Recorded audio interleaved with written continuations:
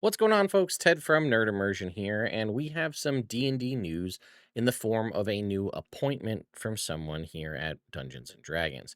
So, a while back, we talked about how Todd Kenrick was let go, unfortunately, from Wizards of the Coast. Although we have heard now he's looking to resurrect his YouTube channel and will be looking to, through his own Patreon, going out and continuing those interviews that we've seen in the past or something similar to them.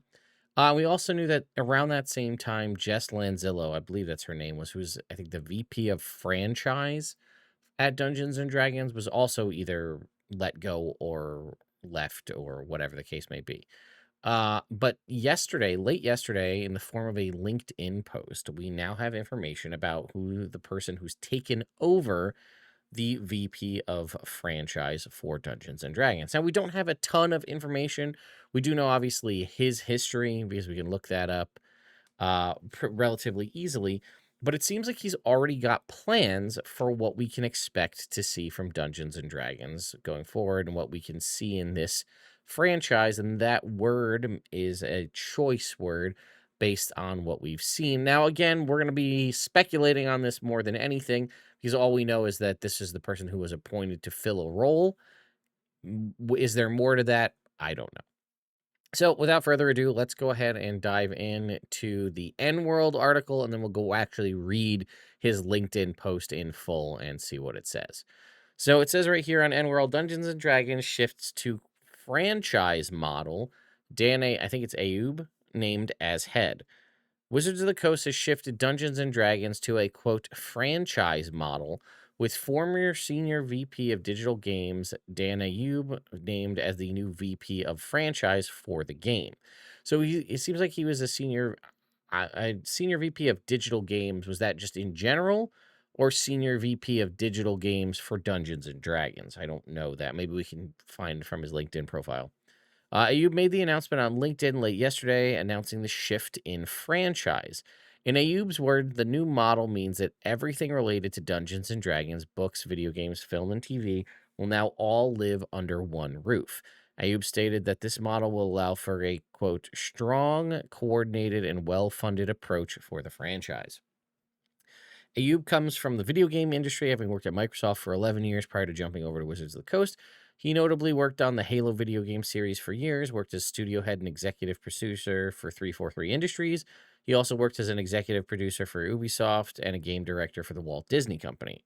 When first announcing his move to Wizards of the Coast back in 2022, he stated he was both a fan of D&D and Magic the Gathering, having played both as a child. So what does this mean? Well, I think there's a couple things we could take away. First reading of this, I thought it meant they were switching D&D to like a licensing franchise model in that we've seen obviously a lot of licensed D&D products released over the past couple of years. And I thought this was them basically formally saying we put out 2024. We're going to take up a little bit of a step back and then focus on the franchise of D&D and licensing it, which seeing like a ton of new content appear on D&D Beyond, all made from third-party creators. But upon reading it further, or a second time, I think that was just me kind of wishful thinking, perhaps. But what I would say from reading this, probably the most interesting thing is that they're not all under one roof. D&D books, video games, film, and TV are apparently all separate. I'm assuming the books we're talking about not novels, like or lore content. We're talking about the actual physical D&D product books.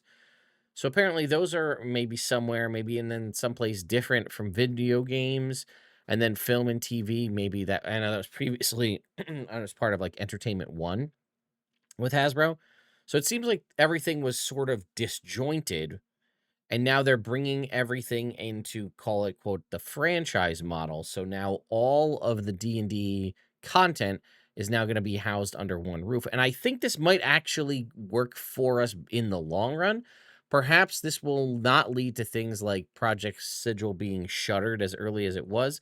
Because again, take it with a grain of salt, but what we'd heard potentially from some folks inside of Hasbro and D&D that Hasbro thought They saw the massive numbers and sales from Larian Studios for Baldur's Gate 3. Then they heard that they were working on this thing in Unreal Engine, which was the virtual tabletop Project Sigil. And they kind of were just like, oh, cool. And the rumor that we heard was that Hasbro thought Project Sigil was going to do numbers like Baldur's Gate 3 because the sort of belief currently, and again, hearsay and a rumor, was that uh that they thought it was a video game, not a virtual tabletop, which obviously, as we all know, virtual tabletops can do well, but they're not going to put out numbers like a mainstream success like Baldur's Gate 3 was. But perhaps if everything was contained under the same roof, which again, I was under the impression that it was, maybe we can better level set expectations, or you might be able to have more easy crossovers between like this character from the D&D TV show will now show up in this book or in this video game or however that's going to work. That's my ideal situation, is it just allows us to get more content that covers cross media, but we'll see. So let's go ahead and take a look at Dan's post from 21 hours ago.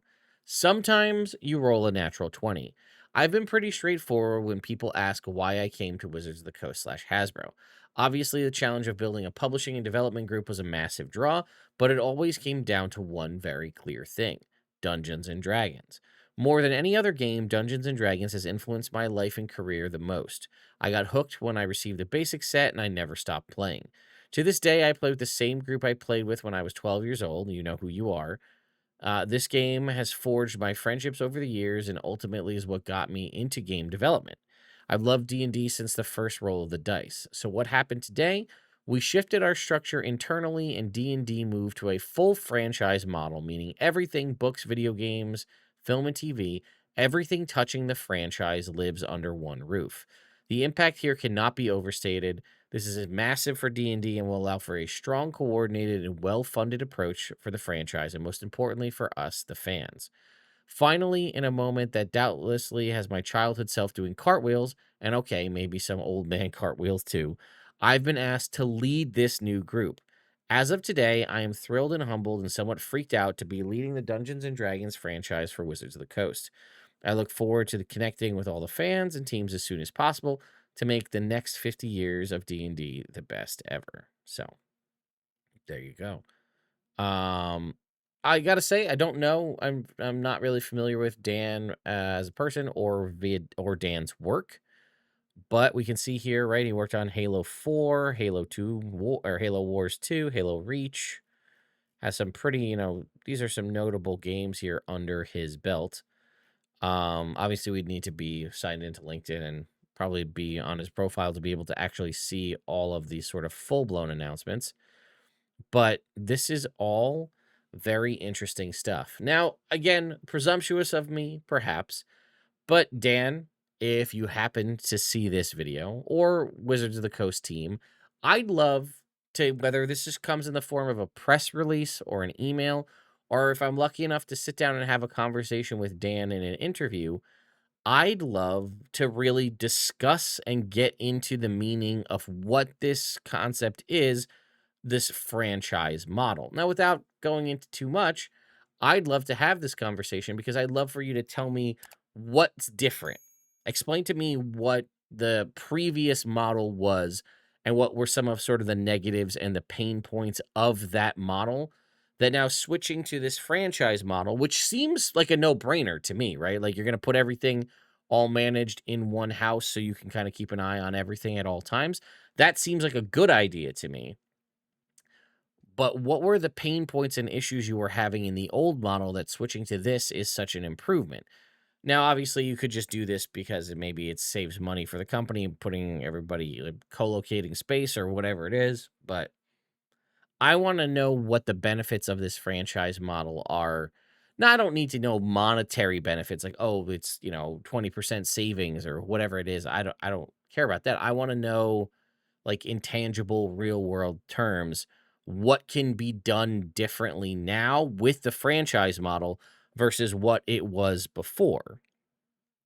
Because, like I said, on paper, reading it as it's written and what's said here, this sounds like a huge win for us in the D&D space, and it makes you wonder why it wasn't done that way in the past. So again, I don't know if I'm able to have a conversation with somebody at Wizards and we can talk about what the differences are. I'd love to make a video to let you all know. If not, I'll try to do my best to maybe find somebody, bump into somebody at Gen Con and see if we can't, you know, do something with that. But anyway, let me know your thoughts and opinions in the comments down below. That is a quick reminder that I will be out at Gen Con as well, 2025. If you're going to be there, stop and say hi to me. But yeah, let me know your thoughts. Did you know that D&D kind of was all splintered off like this? I did not.